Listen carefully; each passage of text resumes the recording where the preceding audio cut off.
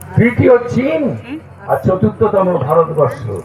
America ইরানের যুদ্ধ হচ্ছে, ইরান আমেরিকার ঘাঁটিগুলোতে বোমা মারছে, সেখানে গিয়ে পড়ছে। আজকে ইউক্রেন রাশিয়ার যুদ্ধ হচ্ছে, সেখান থেকে বোমা গিয়ে রাশিয়ার বুকে পড়ছে।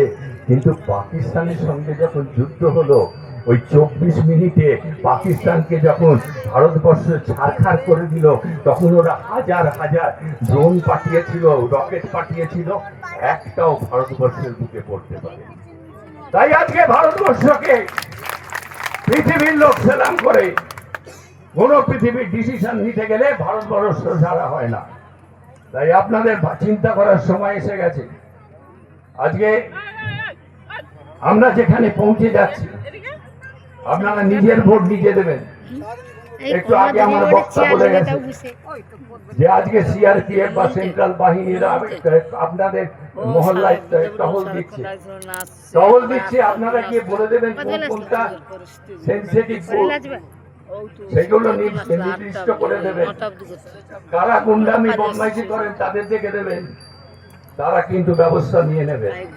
আর অনেক তৃণমূল নেতা দেখবেন এখন আপনাদের সঙ্গে সে গা ঘষছে, কারণ তারা জানে যে আর বেশি দিন আমরা নেই, তাই পিঠটা বাঁচাতে হবে। তো তাই বিজেপির সঙ্গে গা ঘষাঘষি করছে।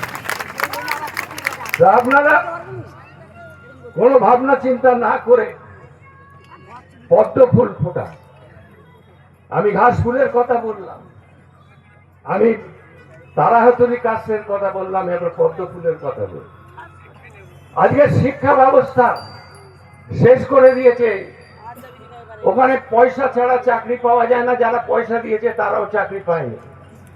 স্বাস্থ্য কেন্দ্রের অবস্থা আপনারা জানেন, এখানে যদি কোনো প্রসূতি মা থাকে তার স্বাস্থ্য কেন্দ্রে চিকিৎসা হবে না, ওই শহরে নিয়ে গিয়ে চিকিৎসা করাতে হবে। আর স্বাস্থ্য কেন্দ্রে ডাক্তার আছে তো মেশিন নেই, মেশিন আছে তো ডাক্তার নেই। সর্বস্তরে এরা চুরি করে যাচ্ছে। ওই 6 ইঞ্চির রাস্তাটা 4 ইঞ্চি বানিয়ে 2 ইঞ্চির পয়সা পকেটে পুড়ে নিচ্ছে। তাই আমি আপনাদের বলে যাব, এই পাক করে দিয়ে গেছে পশ্চিম বাংলা, আর এই পাকের মধ্যে ফোটে কি পদ্ম ফুল। সেই ফুল আপনারা ফোটাবেন, তাহলেই পশ্চিম বাংলা বাঁচবে, আগামী প্রজন্ম বাঁচবে।